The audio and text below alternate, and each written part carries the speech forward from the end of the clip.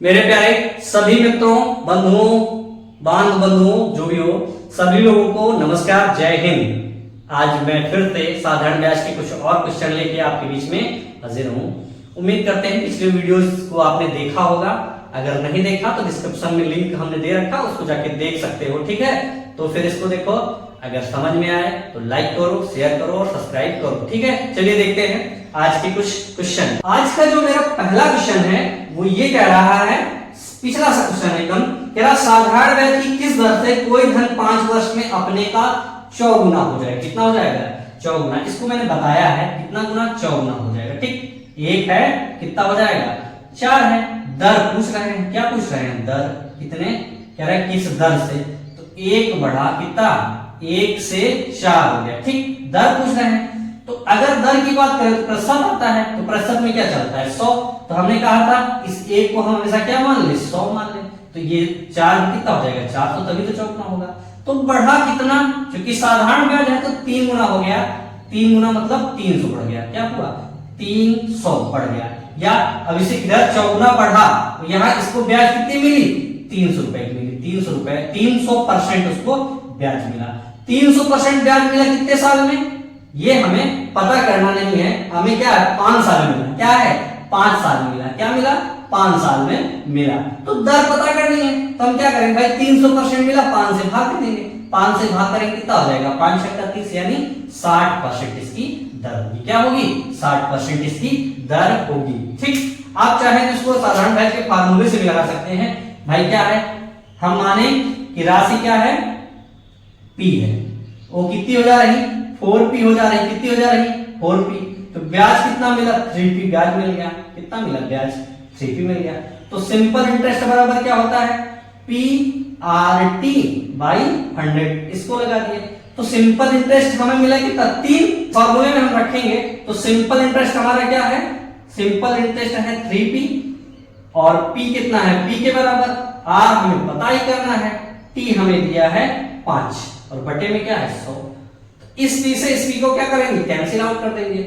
अब इस P से इस P को कैंसिल किए, बाकी जो बटा इसको काट देते हैं। 5 से काटेंगे, 5 दूनी 10। तो ये R यहाँ अकेला रह जाएगा और इधर भेज किसको देंगे? भाई यहाँ कुछ नहीं है, बटे में 20 है R के साथ, तो 20 वाले को इधर भेज देंगे। तो 3 गुणे कितना हो जाएगा? 20। तो 20 टाइम कितना हो गया? 60। तो R की वैल्यू कितनी हो गई? 60। दर है तो दर कितनी होगी? परसेंट में। R बराबर कितना हो गया? 60%। ऐसे भी कर सकते हैं। चलिए देखते हैं। मैंने क्वेश्चन बताया था, उस क्वेश्चन को मैं पहले बता चुका था और आप लोग समझ चुके थे, लेकिन उसको बताने का मेरा उद्देश्य था कि उससे रिलेटेड कुछ क्वेश्चन हमारे पास हैं, उनको करना है। तो चलिए देखते हैं कैसा क्वेश्चन है। क्या एक धनराशि 20 वर्ष में अपने की दुगनी हो जाती है, वह कितने वर्षों में अपने की 4 गुनी हो जाएगी? भाई क्या कह रहा है? कोई धनराशि है, वो हो जाती है दुगनी। 1 से कितनी हो जाती है? 2। हमने कहा था क्या? 100 मान लो, तो 100 से कितनी हो गई? 200। कितनी हो गई? 200 हो गई। बढ़ी कितनी? 100 बढ़ी। समय कितना लगा इसको बढ़ने में? समय लगा 20 वर्ष। कितना लगा? 20 वर्ष का समय लगा था इसमें। क्या लगा था? 20 वर्ष का समय। तो इसको 20 से भाग देंगे, तो 20 से भाग देंगे तो 0 से 0, 2 पंचे 10, यानी दर कितनी आ गई? 5% वार्षिक आ गई। क्या आ गई?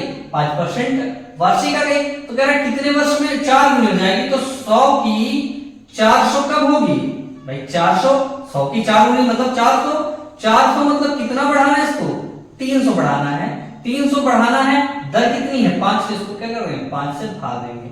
तो 5 एकम 5, 5 छक्का 30। तो दर कितनी हो, समय कितना हो जाएगा? 60 वर्ष। क्या हो जाएगा? 60 वर्ष इसका समय हो जाएगा। आप चाहें तो उससे भी कर सकते हैं भाई, जो मैंने इसके पहले बताया था। क्या? इसको P मान लो, इसको 2P मान लो। क्या मान लो? P, 2P और 2P। तो साधारण ब्याज यानी सिंपल इंटरेस्ट हमारा क्या हो जाएगा?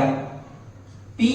अब इसमें रख दो क्या फार्मूला? भाई SI यानी सिंपल इंटरेस्ट बराबर PRT बाई 100।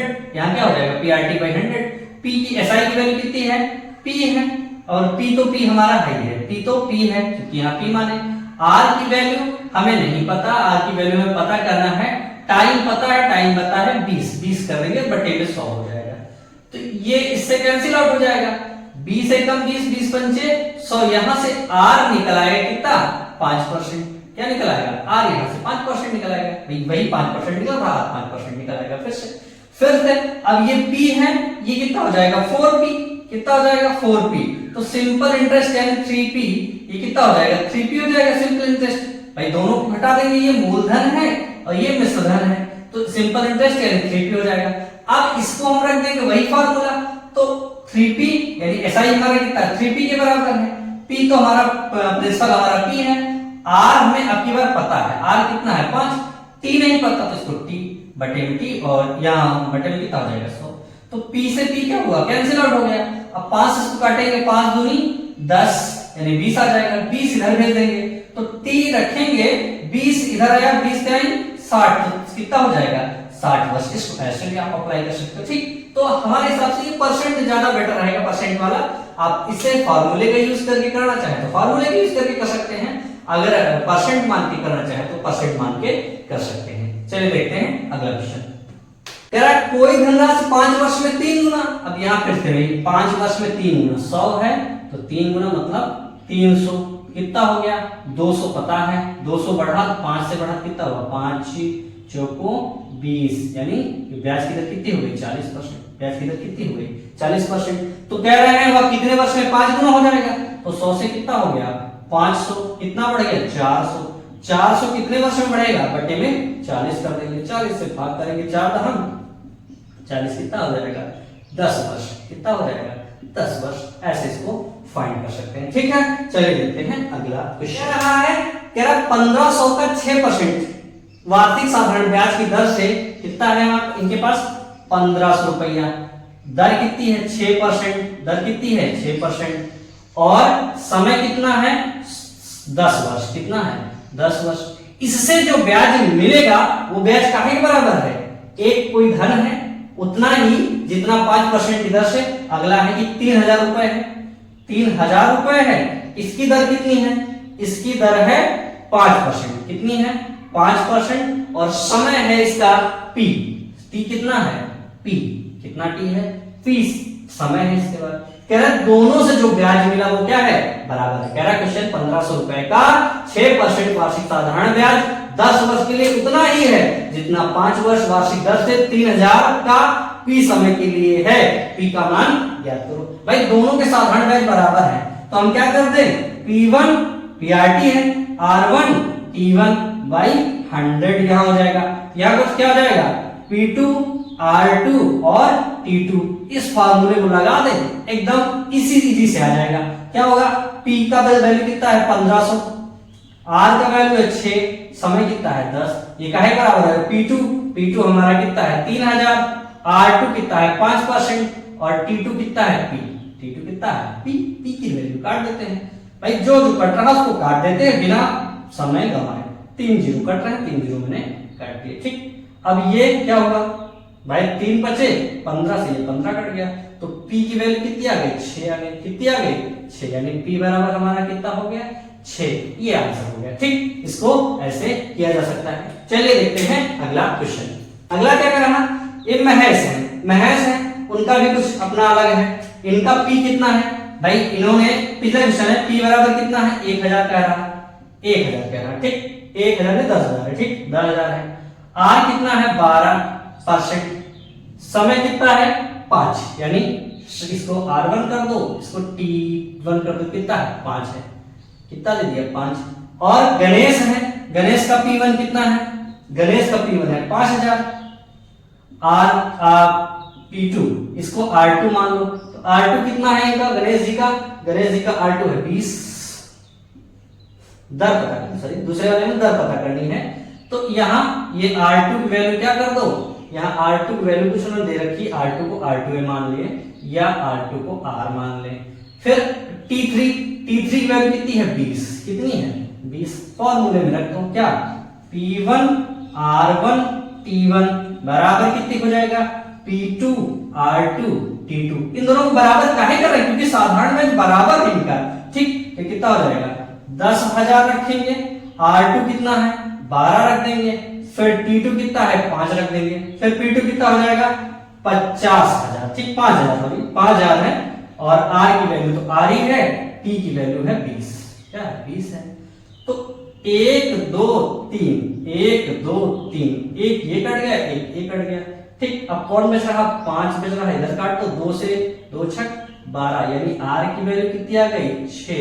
क्या आ गई, 6%। क्या हो जाएगी, 6%। इसकी वैल्यू कितनी हो जाएगी, 6%। उम्मीद करते हैं कि ये वीडियो आपको पसंद आए होंगे। अगर वीडियो पसंद आ रहा है तो लाइक करना लाजमी है, थोड़ा सा लाइक कर दो हमारे लिए, ठीक, लाइक कर देते, ठीक। और दूसरी चीज ये है कि ये जो वीडियो आज इसको मतलब साधारण ब्याज हम पढ़ा रहे थे, तो साधारण ब्याज एक ब्याज है, इसके बाद हम पढ़ाएंगे चक्रवृद्धि, यानी अभी हमारा साधारण ब्याज हम खत्म नहीं करेंगे, चक्रवृद्धि ब्याज पढ़ा देंगे, फिर कुछ एक क्वेश्चन कॉमन मिलेंगे तो उनको सॉल्व करेंगे, और कुछ चीजें भी साधारण ब्याज में अभी रुकी रहा है उसको हम चक्रवृद्धि ब्याज पढ़ा के साधारण ब्याज पढ़ा ही देंगे, लगभग खत्म हो गया, चक्रवृद्धि ब्याज पढ़ाएंगे, उसमें कॉमन क्वेश्चन में हम दोनों को लेंगे, ठीक है ना।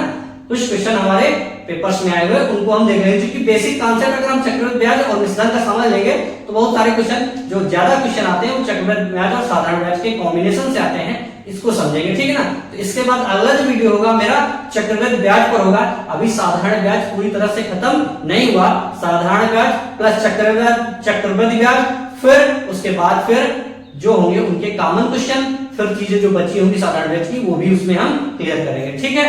तो आज के लिए इसको इतना ही रखते हैं, मिलते हैं अगले वीडियो में, तब तक के लिए नमस्कार, जय।